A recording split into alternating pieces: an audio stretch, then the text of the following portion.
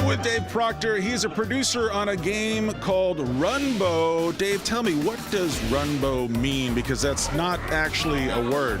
Runbow's a portmanteau of the word run and rainbow. We put it together because it's a 9-player local multiplayer racing game where the background is constantly changing colors, and if the color of something in the game matches the color of the background, the thing doesn't exist. So if you're on a green platform, background turns green, platform disappears.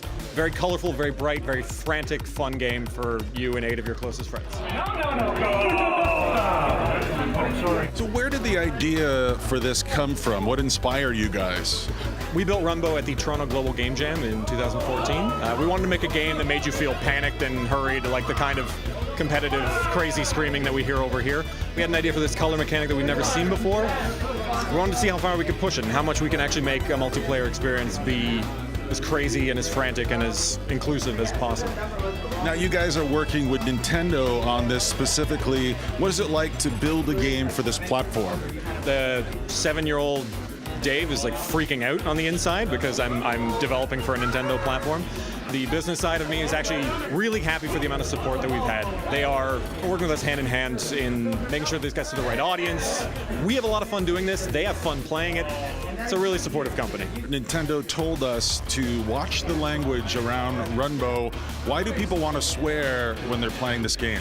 I appreciate that they did that. It is a frustrating game. Even when you're at the very front of the pack, leading the race, there's a chance you could get a pickup that sends you to the very back.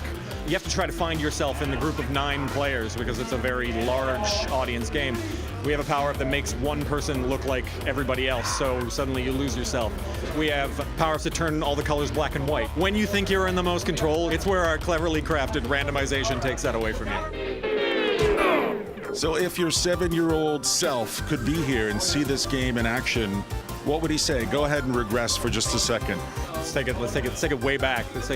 He would just like scream in a level that would be inappropriate for this microphone in front of me.